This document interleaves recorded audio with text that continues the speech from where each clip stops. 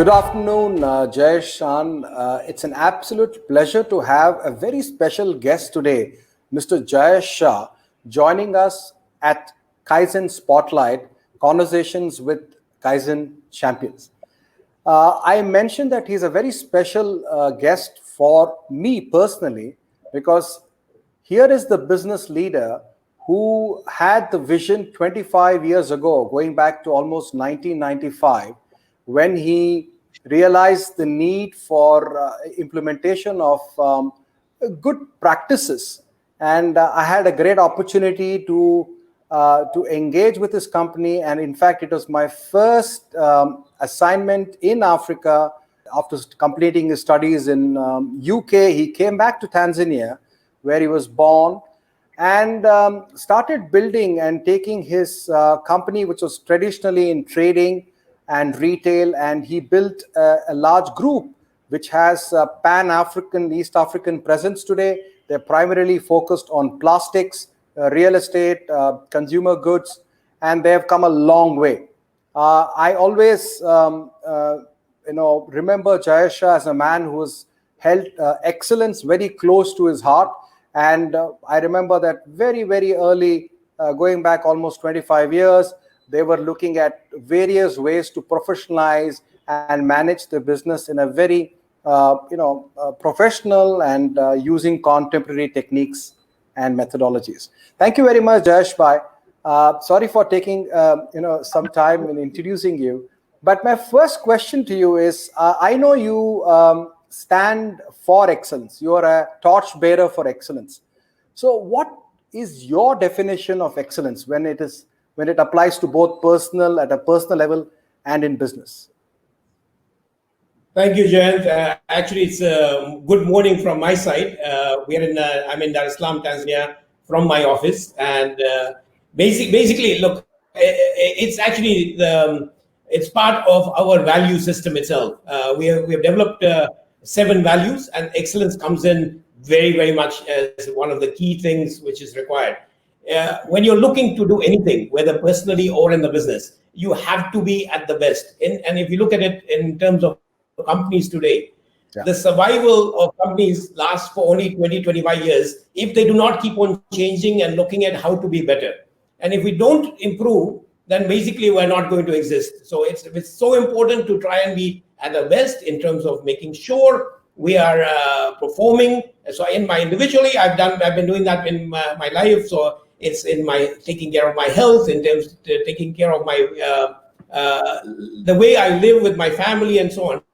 The same thing we've looked at in all our businesses. It is how can we be at the top of our game compared to everyone else, because we are in a competition in terms of survival as well. Absolutely. Excellence cannot be in parts or in compartments. And I in my recent conversations with you, I also very clearly remember that you drive excellence in many things that you do at a personal level. I mean, the way you look at your health, you've been a very adherent,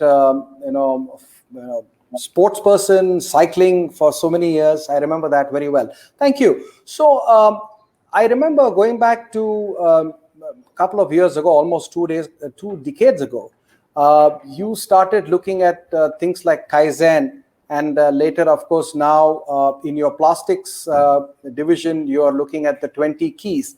But just a quick question: how is this, introduction of these concepts, the concept of Kaizen, etc., how has it impacted your group's philosophy and performance? I think the first time, we were always looking for a change and looking at how to become better. And I met yourself. I believe it was through Dr. Pahuja, who we were using as recruitment consultants at that time. I used to come very often to Ahmedabad, and that's how we met. And in terms of trying to improve and getting in the change, we wanted to be better. And when we realized that you introduced me to the concept of Kaizen, I understood very clearly that was something which we really needed. And I can see that when we introduced it in Simba Plastic, it made such a huge difference, because some of the things which it is used in a very simple way but you don't think of it. So when you're running your company, you actually are maybe blinded by the day-to-day issues which are there in the company. So when we sold some of the concept, like when you brought the word muda to us, I mean, there is so much waste in a company in different ways. Whether we are moving things which is unnecessary, we've got excess products and so on. So this concept itself, we realized, was so important because the simple things which we should be doing in our companies, we were not doing. And I think that changed the way we looked at it, is to keep the business very simple, but keep on improving. You have to keep on improving in each and every way you can. And this of course, is the simple concept which Kaizen brings about as well. Absolutely.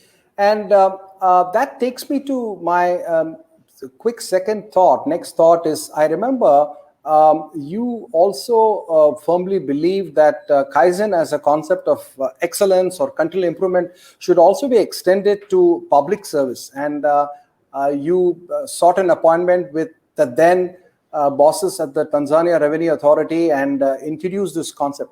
So how do you view the requirement and importance of this concept of continual improvement, Kaizen, or operational excellence in the public domain, in governance and governments? What is your take on it? In my opinion, actually, if you look at it, government requires it even more so. It's very slow. They do not look at timeliness of processes. They don't look at efficiency. So when we discussed this, at that time I believe I was the CTI second vice chairman, and through the CTI, which is the Confederation of Tanzanian Industry, we discussed with the Tanzania Revenue Authority and got that meeting with them, for yourself to meet them, and then you to do a session with them. And I think they saw the benefit of it. If you look at all the government authorities even now, which we see in Tanzania, and I would say for anywhere in the world, they require it even more so than the private industries or companies, our service industries. Government doesn't look at efficiency, and that's where I think it comes in. That is, how can they keep on providing, because they are basically a service provider to everyone. And most of these, whether they are regulatory body or a revenue authority and so on. So very important that we get them also looking at their efficiency as well. Absolutely. You see, as an entrepreneur, if you have inefficiency, probably it only burns a hole in your pocket, in your balance sheet. But inefficiency in the public sector, it affects millions of people. So you're absolutely right in what you said. So I have two more quick questions. The format is, it's a very quick format because we understand people don't have patience to go through and even listen to or watch long videos. My second last question is, a lot is happening in the world today. And in terms of business, the pandemic has really turned the world upside down. The picture is still emerging. The visibility is very low. What do you think should be a few things that an organization must focus today to emerge, if not stronger, at least to emerge alive at the other end of the of this episode? So the most important is to look at the safety and of our people who are working in our organizations. So when the pandemic happened, and we have been fortunate in Tanzania that it's not been as bad. We have not had lockdowns. It's been at a very low level, and the government has addressed it in a different way. We've got so many people who are on daily wages who cannot afford to have gone into a lockdown. It's a very similar situation, I suppose, to many developing countries, including India. So the primary thing which we looked at was, one, look at how we can ensure that while we continue operations, how do we take care of our people? So if anything happens, then what?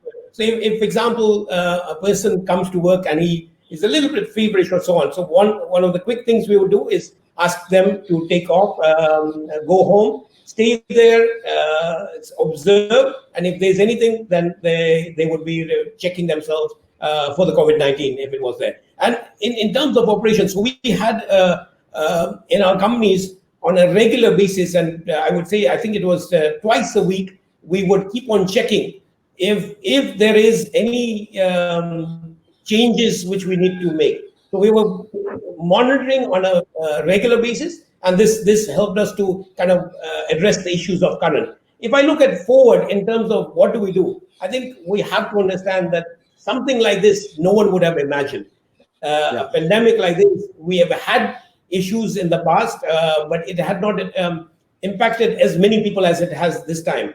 I mean, the world is different totally, and the way we're doing things. And if you look at it, even now, if you look at my board meetings, for example, I've not had a full physical board meeting for the last 6 months. So the last 2 board meetings and so on, it's been online, and we've become efficient. So we're now learning how we could probably do things much more differently when we were doing it. We would all travel to one place and so on. Maybe we'll reduce the amount of traveling we do.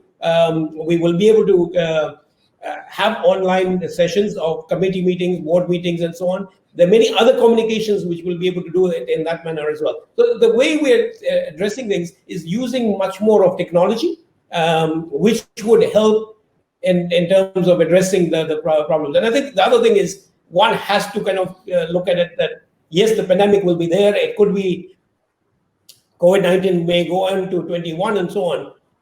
We just have to learn how to live with it. And make sure that we don't get frightened, and we have the fear factor, which in many cases is creating a lot of problems with people and organizations. And we've seen in Tanzania is a large tourist place. We're having a problem that there's no tourists for the last 3-4 months.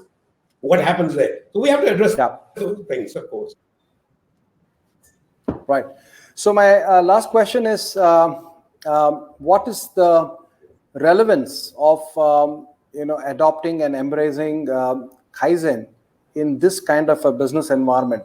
Do you think organizations should shy away, saying that, oh, this is probably something new, you require investment, or you need to hire a coach or a consultant? Or do you think when the going gets tough, this is probably the time when people should look at operational excellence? What is your take on this, sir? It's very, very important that, and in these times, it is even more important to look at Kaizen and similar concepts, because Kaizen is very useful. It's very simple. It's easy to implement in industry, and it is a matter of bringing in improvements over it's small changes, but bringing in those changes which cannot be, they do not have to be very expensive, and therefore it's not going to be increasing the cost of operations of a company in a big way. You can actually have some quick wins. Those quick wins and the savings from it and the improvements and the profitability from it can be used to make further improvements and so on. So I would say that more than any other time, this is probably the time where companies, whether in manufacturing or in service, they need to bring in concept like Kaizen, and I think Kaizen is an excellent concept which should be used by many companies, and I would say not enough companies have been doing that. They need to be looking at this, that this is more an investment which gives them even more benefit than some of the capex investments they would be doing, because they can probably reduce the number of capex because they bring in efficiency in their systems and their processes as well. Absolutely. Very well said, Jayesh Shah. We always talk of postponement of capital expenditure if you're able to adopt some of these practices. So, I would definitely, you told me that you have another meeting coming up, and this is a format which is pretty concise. It's not very long. Thank you so much for sharing your valuable time with us. And as I started off by saying that, I was in my paradigm, I said, good afternoon. It is still morning for you, but you're probably coming closer to your afternoon. So my best wishes for you for a great afternoon, sir. And thank you again for your time.